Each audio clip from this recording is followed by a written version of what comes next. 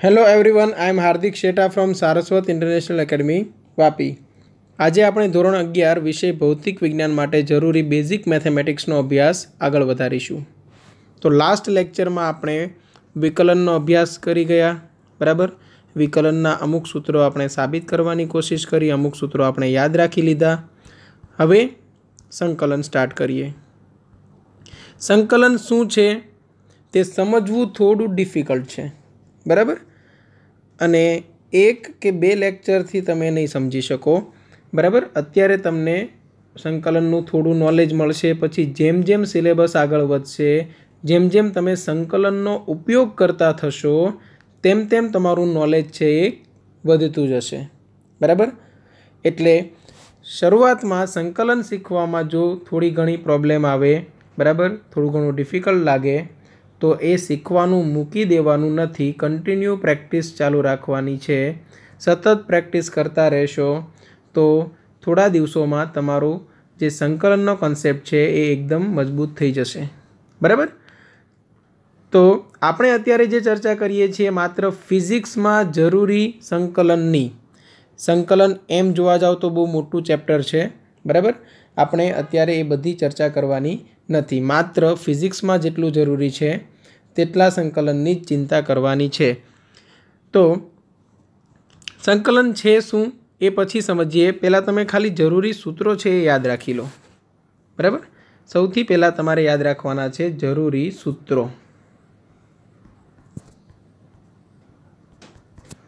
સંકલન એ એક રીતે તમે કહી શકો વિકલન છે તેનું વિરોધી છે, બરાબર। તમને ઓટોમેટિક ધીરે ધીરે સમજાવવા લાગશે, સૂત્રો પર નજર કરશો તો પણ થોડી થોડી ખબર પડશે, બરાબર। તો સૂત્રો સ્ટાર્ટ કરીએ। સૌથી પહેલું સંકલનનો સિમ્બોલ આવો છે, બરાબર। એક તમારે વક્ર ડ્રો કરવાનો છે। એ વક્ર શા માટે ડ્રો કરેલો છે એ પણ હું સમજાવીશ, પણ પછી, બરાબર। હમણાં ખાલી સૂત્રો યાદ રાખી લો। તો સંકલનમાં આવી રીતે આપેલું હોય એક્સની એન ઘાત dx, તો તમે કરશો એક્સની n+1 છેદમાં n+1, બરાબર। પહેલાંમાં શું કરતા હતા આપણે, એન ઘાત છે આગળ ગુણતા હતા વિકલનમાં એન ઘાત આગળ ગુણતા હતા। અત્યારે આપણે n+1 ડિવાઈડ બાય શું કરવાનું છે, n+1। સમજો, એક્સના વર્ગનું વિકલન શું થતું હતું, એક્સના વર્ગનું વિકલન થતું હતું 2x, તો 2xનું સંકલન પાછું શું થવું જોઈએ, એક્સનો વર્ગ।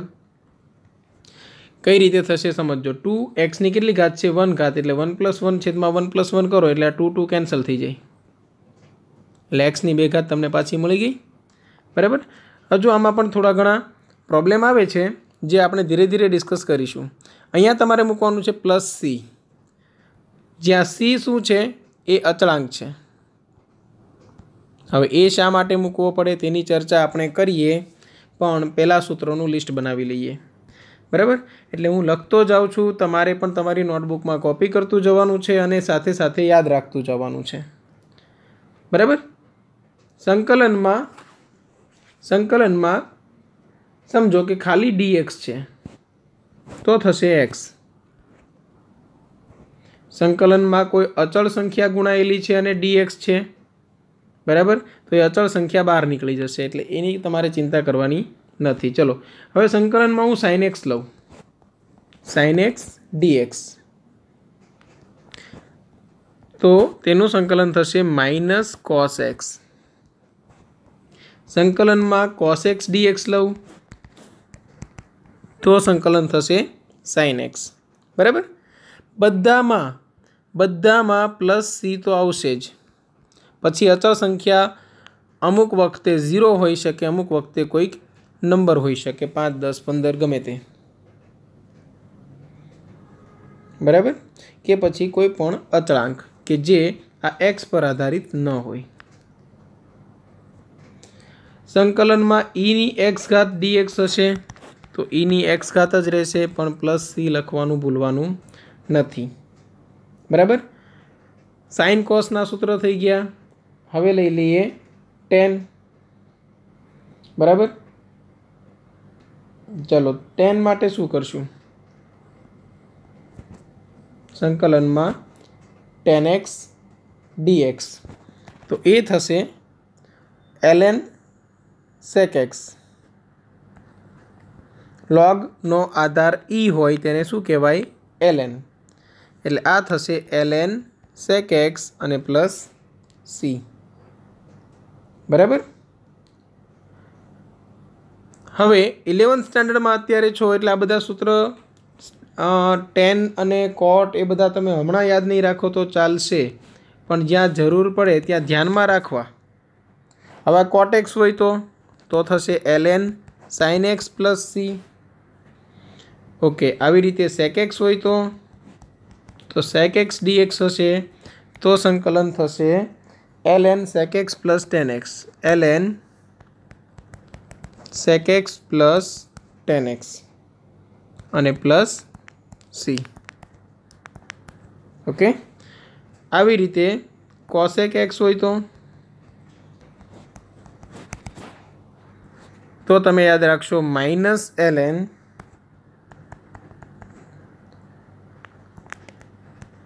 Cosec X plus cot X અને પ્લસ સી તો છે જ.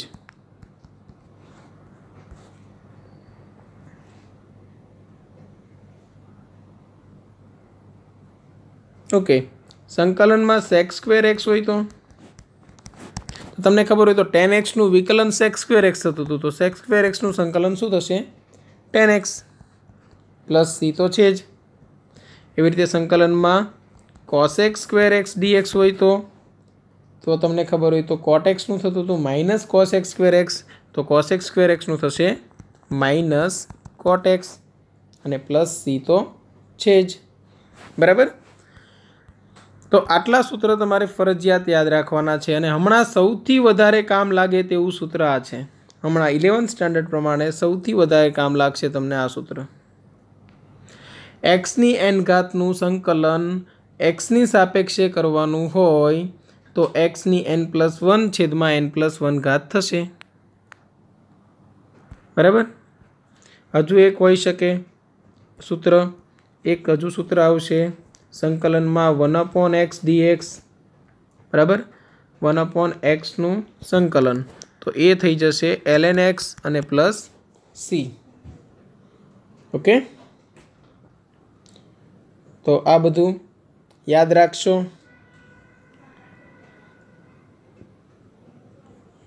ઓકે, આટલા સૂત્ર યાદ રહી જશે. હવે આપણે ચર્ચા કરીએ કે પેલો સી છે શું, અચળાંક શા માટે આવે છે.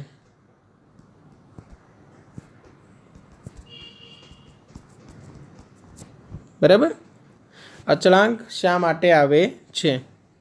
સંકલન અને વિકલન એકબીજાની વિરુદ્ધાર્થી પ્રક્રિયા છે. બરાબર. તો ધારો કે હું વાયનું મૂલ્ય એક્સની 3 ઘાત લઉં, અથવા તો ધારો કે વાયનું મૂલ્ય એક્સની 2 ઘાત લઉં અને એ વાયનું વિકલન કરું તો એ શું બને? dy/dx. આપણને પણ ખબર છે 2x બનશે, કેમ કે 2xની 2 ઓછા 1 ઘાત એટલે કે 2x. બરાબર. હવે વિકલન થયેલા પદનું પાછું હું શું કરું છું? સંકલન. આ જે વિકલન થયેલા પદનું પાછું સંકલન કરું તો મને y મળી જવું જોઈએ. બરાબર. એટલે સમજો, હવે પાછું સંકલન કરીશ તો y મળશે. કોની સાપેક્ષે કરીએ છીએ? એક્સની સાપેક્ષે. એટલે અહીંયા પણ એક્સની સાપેક્ષે સંકલન થાય તો એ શું થશે? 2xની 2 + 1, સોરી 2 તો અચળ છે ને, એઝ ઇટ ઇઝ મૂકી દીધો. એક્સની કેટલી ઘાત છે? 1 ઘાત. 1 + 1 છેદમાં શું થશે? 1 + 1. સમજો આ બધું. એક્સની કેટલી ઘાત છે? 1 ઘાત. એટલે તમે તેનું જ્યારે સંકલન કરવા બેસો ત્યારે અહીંયા 1 ઘાત હતી તે આગળ ગુણાય, પણ તે લખવાની જરૂર નથી કેમ કે 1 વડે ગુણાકાર કરવાથી કોઈ ફેરફાર થતો નથી.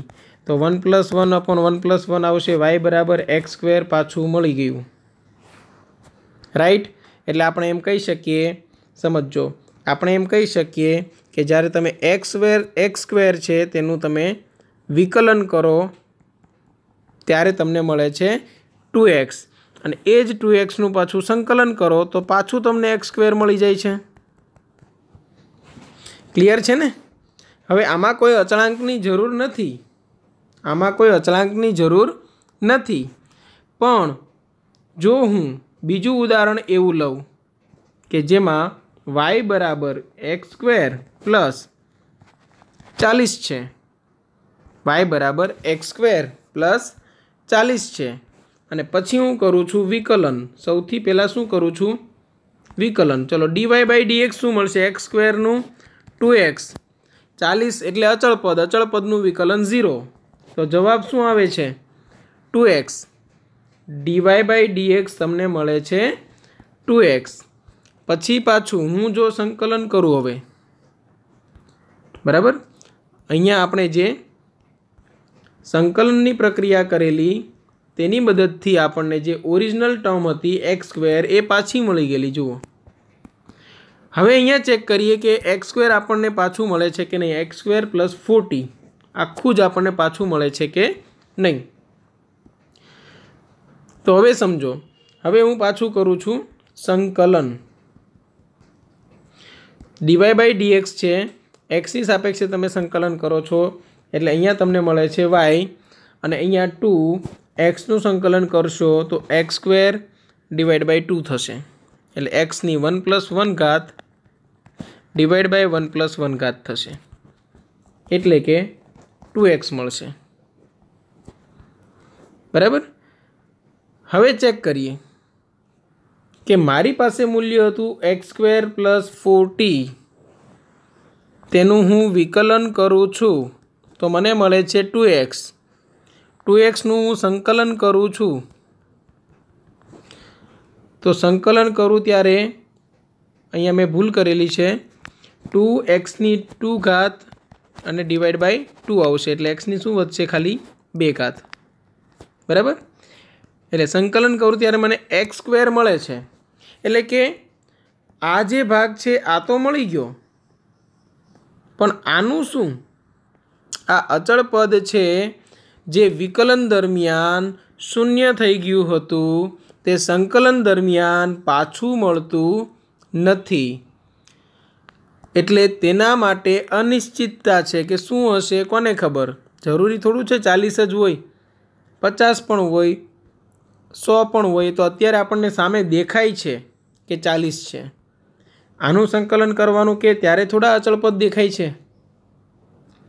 एटले आपणे दरेक वखते संकलननी पाछळ संकलन करी लीधा पछी पाछळ एक वधारानो अचळांक मूकीए छीए जेने आपणे कहीए छीए +c, बराबर। समझ पड़ी। एटले एक कोई अचळांक छे तेम आपणे दर्शावीए छीए। कयो अचळांक छे भगवान जाणे, बराबर, ए मने नथी खबर। क्लियर। हाँ, ए मेळववानी घणी बधी रीतो छे जेनी चर्चा आपणे पछी करीशुं। तो आ बधुं थई गयुं अनियत संकलन, केम के आपणे निश्चित एक लिमिट पर संकलन करेलुं नथी। सौथी पहेला तमारे आ बधा सूत्रो याद राखवाना छे, कोईपण जातनी चिंता कर्या वगर आ बधा सूत्रो याद राखी लेवाना छे, बराबर। अने पछी आपणे संकलननी प्रेक्टिस आगळ वधारी शकीए। हवे संकलन शुं छे ए पण समजीए, बराबर। संकलन छे शुं, संकलननो मतलब थाय सरवाळो, बराबर। हवे अमुक भौतिक राशि में थता फेरफारो, बराबर, भौतिक राशि में थता फेरफारो बे प्रकारना होई शके। भौतिक राशि में थता फेरफारो बे प्रकारे थई शके। जुओ,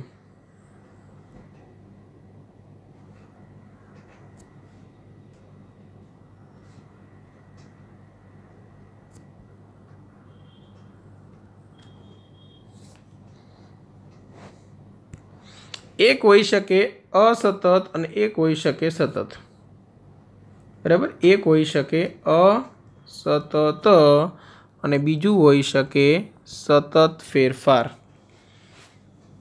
बराबर। जेम के तमने एम कहेवामां आवे, समझो, तमने एम कहेवामां आवे 1 2 3 अने 4 सरवाळो करो, 1 2 3 अने 4 नो सरवाळो करो। चलो, तो तमे कहेशो 1 + 2 3, 3 + 3 6, 6 + 4 10। वेरी गुड, आंसर આવી ગયો। चलो इजी है। तमने एम कहेवामां आवे कि 1 થી 4 નો સરવાળો करो। 1 થી 4 વચ્ચે આવતી તમામ સંખ્યાઓનો સરવાળો કરો। तो नॉर्मल स्टूडेंट हशे तो 1 + 2 + 3 + 4 ज करशे, पण कोई वधारे विचारवावाळो स्टूडेंट हशे तो एने तो एम ज बोलशे ने कि सरे एम कीधुं हतुं कि 1 થી 4 वच्चेनी तमाम संख्यानो सरवाळो करो। तो ए सौथी पहेला लेशे 1, पछी लेशे 1.00000000000 चालतुं ज रहेशे छेल्ले 1, पाछुं लेशे 1.000 आ चाल्या करशे पाछुं 1 पछी अहींया 2 आवशे 0 एने इच्छा थशे तेटला, धारो के 50 0 लई लीधा ने छेल्ले 3, आम करता करता तमे विचारो 4 सुधी क्यारे पहोंचशो। मतलब शुं कि अहींया संख्या जे बदलाती हती ए शुं हती, 1 पछी सीधी 2 जम्प करीने सीधा 1 परथी सीधा क्यां जता रह्या 2 पर। 1.1 1.2 1.3 1.35 कोई चिंता करी नथी। 2 परथी सीधा 3 पर, 3 परथी सीधा 4 पर, बराबर ने। तो आ थई गयुं असतत, आ कोई सतत संख्याओ नथी, पण अहींया तो एक दरेक सूक्ष्म स्टेप पर संख्या बदलाय छे। तो 1 અને 4 ની વચ્ચે આવી તમે કરોડો સંખ્યાઓ વિચારશો તો પણ ઓછી પડશે। આ જે ફેરફાર છે તેને કહેવાય સતત। કોઈ વસ્તુ છે, કોઈ ભૌતિક રાશિ છે, તેનું મૂલ્ય સતત બદલાતું રહેશે ત્યારે તમે સરવાળો કરી શકતા નથી, બરાબર। જ્યારે સતત ફેરફાર થતો હોય ત્યારે ફરજિયાત તમારે સરવાળો ના કરવાનો હોય, શું કરવું પડે? સંકલન। જેના માટે આપણે ગણિતની એક ખૂબ જ અગત્યની શાખા કલનશાસ્ત્ર વિકસાવેલ છે કે જ્યાં સતત ફેરફારો થતા હોય ત્યાં अलग अलग सूक्ष्म फेरफार माटे तमे सरवाळो इजीली करी शको। क्लियर? एटले बे प्रकारना फेरफारो होय, सतत अने असतत। हवे आपणे आपणी रियल लाइफ माटे विचारीए। सतत फेरफार लगभग पॉसिबल नथी, छतां पण आपणे मात्र विचार करवानो छे अत्यारे। तो धारो के तमने एक ग्राफ आपी देवामां आवे आवी रीते। ए ग्राफ छे स्थानथी समयनो ग्राफ, बराबर। एवो सेम ग्राफ આપણે અહીંયા પણ વિચારીએ સતત ફેરફાર માટે, બરાબર। સતત ફેરફાર માટે પણ એવો સેમ ગ્રાફ આપણે વિચારીએ। ચલો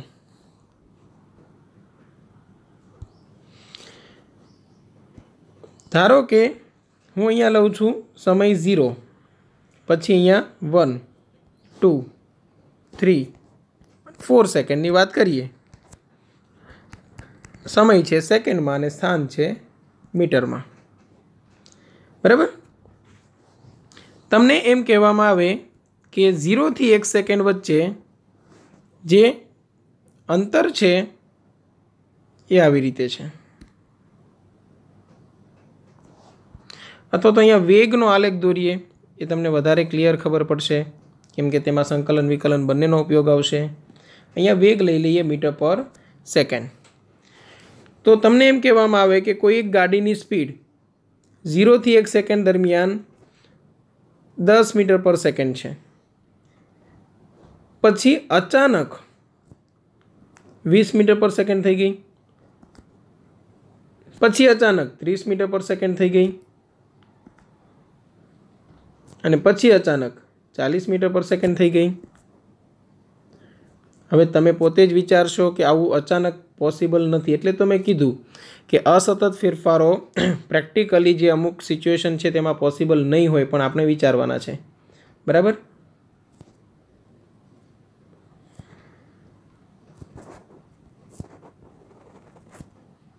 ग्राफ व्यवस्थित नहीं बन्यो पण तमे समजी लीजो। थोड़ोक व्यवस्थित बनावी दीए।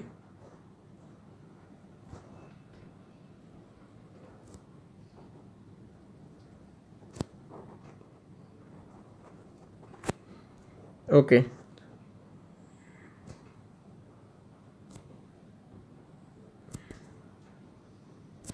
બરાબર.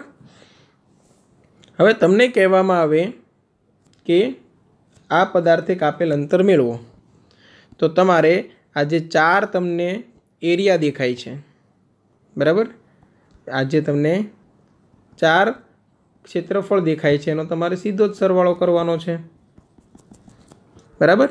આનું ક્ષેત્રફળ છે ધારો કે A1, આનું ક્ષેત્રફળ છે A2, આનું ક્ષેત્રફળ છે A3 અને આનું ક્ષેત્રફળ છે A4, બરાબર. તો દરેક ક્ષેત્રફળમાં બહુ મોટો તફાવત જોવા મળશે. જુઓ, એકનું ક્ષેત્રફળ આવશે 10, તો બીજાનું આવશે 20, ત્રીજાનું આવશે 30, ચોથાનું આવશે 40. શા માટે? કેમ કે લંબાઈ ગુણ્યા પહોળાઈ કરવાની છે. તો અહીંયા જો લંબાઈ 10 રહેશે તો આ પહોળાઈ તો 1 જ સેકન્ડની છે. અહીંયા લંબાઈ 20 રહેશે તો પહોળાઈ 1 જ સેકન્ડની છે. 1 થી 2 વચ્ચેનું અંતર 1 જ સેકન્ડ હોય ને. ઓકે, ક્ષેત્રફળ શા માટે મેળવીએ છીએ?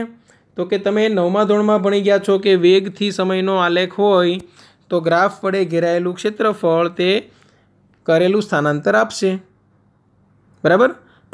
જો સીધી રેખામાં ગતિ હોય તો.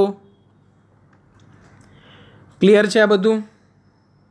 ઓકે, તો અહીંયા સીધો સરવાળો કરી શકાય છે. અહીંયા શું કરી શકાય? સીધો સરવાળો. પણ જો તમને સતત વેગમાં ફેરફારો આપેલા હોય તો, એટલે કે ધારો કે ગ્રાફ જ આવો હોય,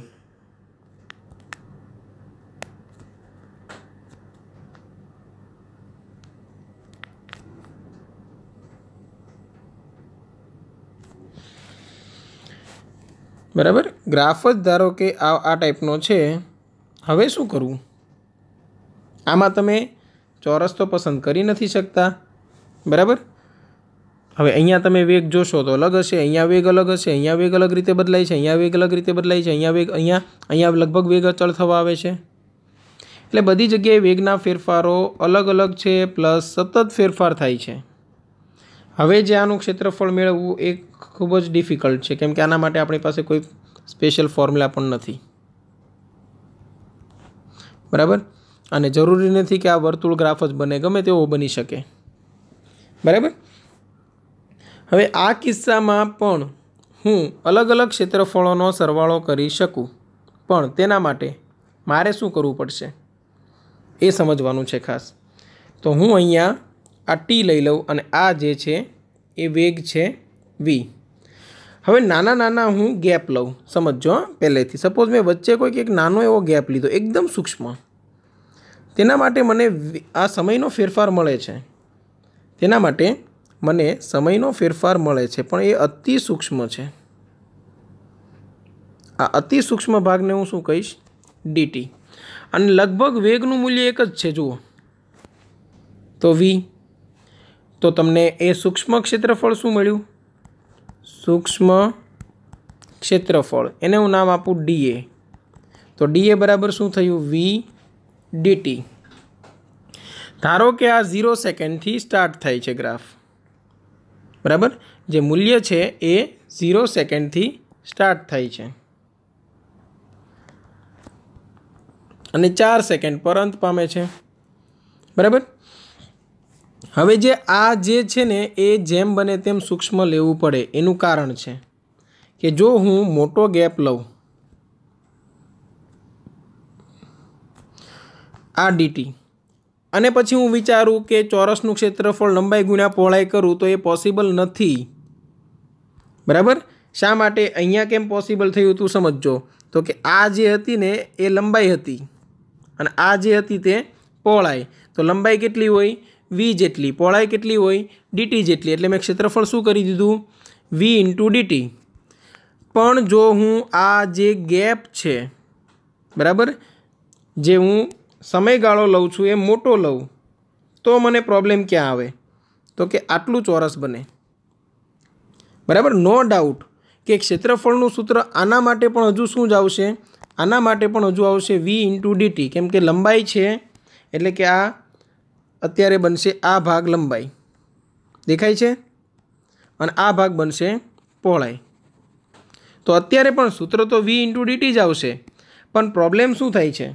તો કે પ્રોબ્લેમ થશે કે તમારો જે આ મોટો ત્રિકોણ છે, સમજો, આ ઝૂમ કરીને બતાવું છું તમને, કે જે આ ત્રિકોણ છે એ તમારો બાકી રહી જશે. કેટલો? તો કે આટલો પાર્ટ, જો આ બાકી રહી ગયો, હાઇલાઇટ કરેલો છે તે. હવે આના ક્ષેત્રફળનું શું કરવું? તો એક ક્ષેત્રફળ સરવાળામાં પછી આવતું નથી. જ્યારે અહીંયા તમે જોશો ને તો ત્યાં પણ ભાગ તો બાકી જ રહે છે, પણ અતિ સૂક્ષ્મ જેને આપણે અવગણી શકીએ. અહીંયા જે ભાગ બચે છે તે મોટો બચે છે આ પાર્ટમાં, એટલે આપણે અવગણી શકતા નથી. અહીંયા અતિ સૂક્ષ્મ ભાગ બચશે તો આપણે અવગણી શકીએ. બરાબર? મતલબ શું થયો કે તમને જે પેલો ક્ષેત્રફળની મદદથી અંતર મળે છે અથવા તો કરેલું સ્થાનાંતર મળે છે, એ ત્યારે ચોક્કસ બનશે જ્યારે તમે જે સમયગાળો છે જેમ બને તેમ સૂક્ષ્મ લેશો. હવે મેં ગ્રાફ પર આટલો દર્શાવેલો છે, બાકી તો આના પણ 1000 ભાગ પડે તેટલો સૂક્ષ્મ લઈશું આપણે. બરાબર? પછી જે તમને ક્રોસ હાઇટ લાગતી હતી એ ક્રોસ હાઇટ દેખાશે નહીં અને એક તમને લંબચોરસ છે એવું લાગશે.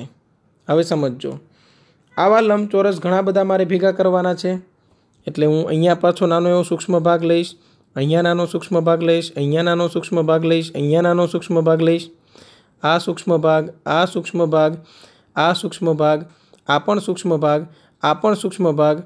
બરાબર? આ બધાને હું ભેગા કરી દઈશ તો મને કુલ ક્ષેત્રફળ મળી જશે. બરાબર?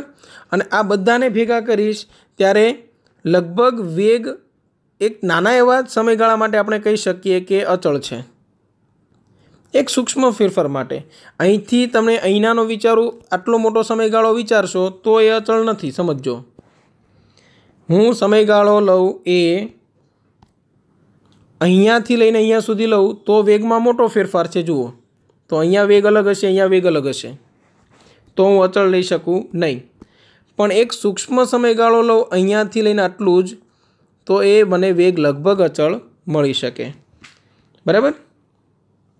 હવે તમને બધાનો સરવાળો કરી રહેશો એટલે તમને આખું કુલ ક્ષેત્રફળ મળી જશે. હવે કુલ ક્ષેત્રફળ મળી ગયું મતલબ કે તમને અંતર મળી ગયું.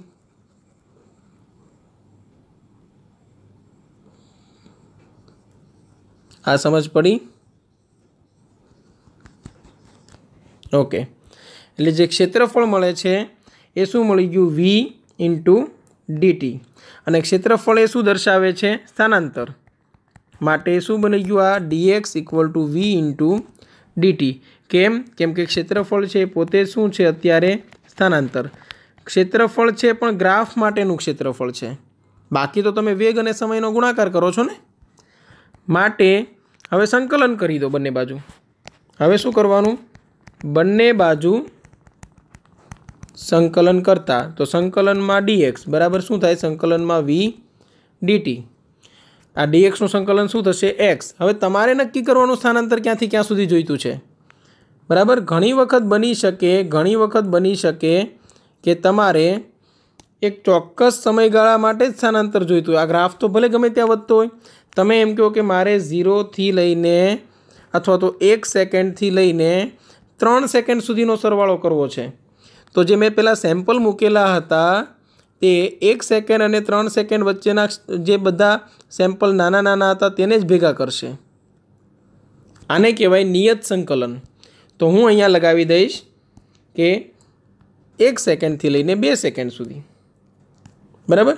તો સંકલનમાં આવશે v dt.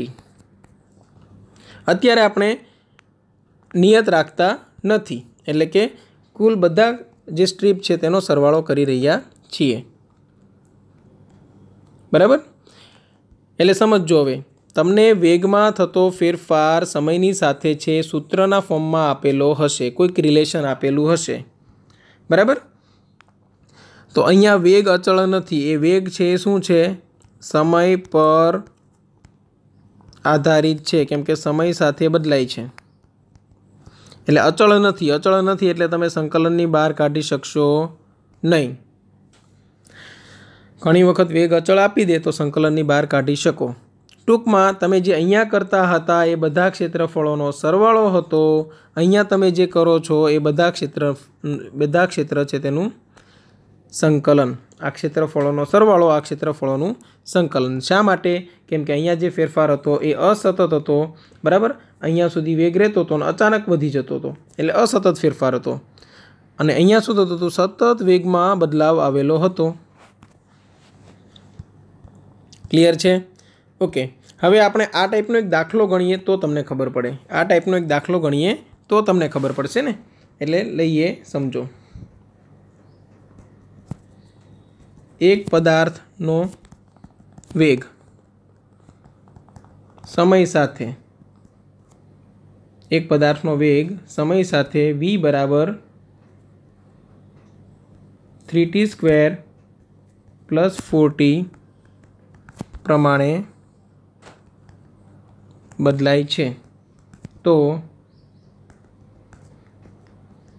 તેણે પ્રથમ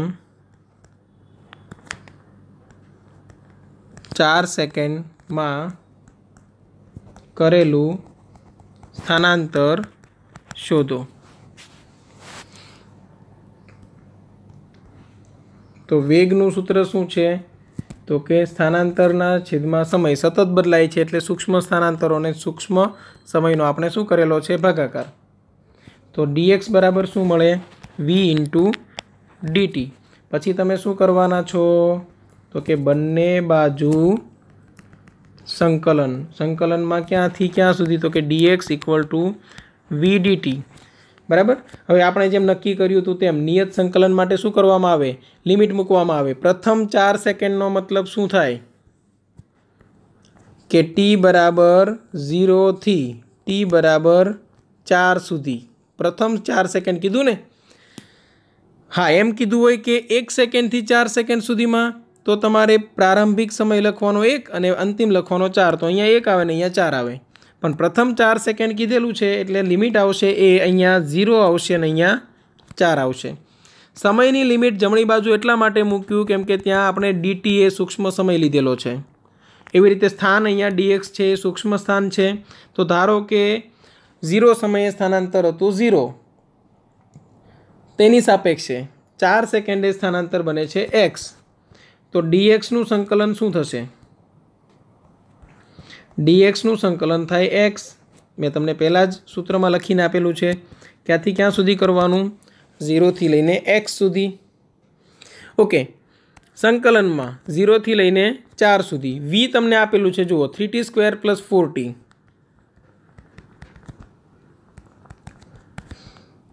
અને અહીંયા શું થશે? dt. ઓલવેઝ યાદ રાખવાનું, આ જે છે એ પ્રારંભિક છે અને આ જે છે એ અંતિમ પરિસ્થિતિ છે. તો હંમેશા આપણે શું કરીએ? અંતિમ માઇનસ પ્રારંભિક કરીએ.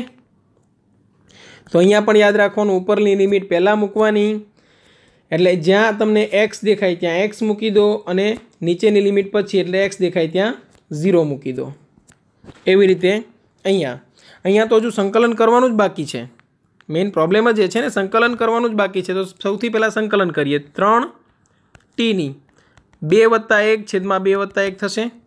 એવી રીતે 4tની 1 ઘાત હતી તો 1 + 1 છેદમાં શું થશે? 1 + 1. 0 થી લઈને ક્યાં સુધી? 4 સુધી. ડાબી બાજુનું તો કામ તમામ થઈ ગયું છે. જમણી બાજુ જુઓ તો 3 અને 2 + 1 એટલે 3 જ થયા, કેન્સલ આઉટ. એટલે તમને જે ફાઇનલ રિઝલ્ટ મળશે એ શું મળશે? t ની 3 ઘાત વત્તા 4/2. જુઓ ત્યાં પણ તમે જોઈ શકો છો 4 અને ભાગાકારમાં 1 + 1 એટલે 2 આવશે, એટલે 2 આવી જશે અને t ની 2 ઘાત જ છે. 0 થી લઈને 4 સુધી. હવે સંકલન થઈ ગયું એટલે લિમિટ મૂકવાનું ચાલુ કરો. કોની સાપેક્ષે સંકલન કરેલું હતું તે જોવાનું. tની સાપેક્ષે, dt છે ને, tની સાપેક્ષે. એટલે તો જ્યાં t દેખાય ત્યાં એક વખત 4 મૂકવો અને એક વખત 0 મૂકવું. ક્લિયર? તો સૌથી પહેલાં tની જગ્યાએ હું મૂકું છું 4. તો 4નો ઘન વત્તા 2, 4નો વર્ગ. આ એક વખત મૂકી દીધું, વચ્ચે બાદબાકીની નિશાની, પછી 0 મૂકો એટલે 0નો ઘન વત્તા 2, 0નો વર્ગ. એ પાર્ટ જ આખો 0 થઈ ગયો એટલે કોઈ ટેન્શન નથી. ચલો, 4નો ઘન શું થાય? 64 વત્તા 4નો વર્ગ થાય 16. 16 × 2 32 એટલે આ થશે 96 બરાબર। x ઇક્વલ ટુ તમને મળી ગયું 96 મીટર। પણ એ મીટર એકમ ક્યારે લખી શકાય? જ્યારે તમને અહીંયા આપેલું હોય કે વેગ છે એ મીટર પર સેકન્ડમાં છે બરાબર। એટલે તમને કદાચ કાઉન્સમાં લખીને આપશે અથવા તો ત્યાં લખી દેશે આવી રીતે કન્ડિશન, વેગ એ મીટર પર સેકન્ડમાં છે અને સમય તો સેકન્ડમાં આપેલો જ હતો, તો પછી જે સ્થાનાંતર મળ્યું એ મીટરમાં। ક્લિયર? હજુ આપણે એક લેક્ચર સંકલનની પ્રેક્ટિસ કરવાની છે। તો અત્યારે તમે ખાલી સંકલન શું છે તે સમજ્યા બરાબર, શા માટે સમયગાળો સૂક્ષ્મ લેવો પડે તે પણ સમજી ગયા બરાબર।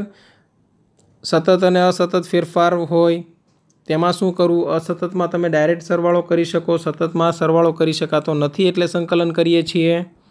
એક એક્ઝામ્પલ પણ જોઈ ગયા બરાબર। હજુ સંકલનની પ્રેક્ટિસ આપણે ચાલુ રાખીશું અને કોઈ ડાઉટ હોય તો તમે કોન્ટેક્ટ કરી શકો છો। સ્ટાર્ટિંગમાં થોડું સંકલન ડિફિકલ્ટ લાગે તો ટેન્શન લેતા નહીં બરાબર। Okay, thank you.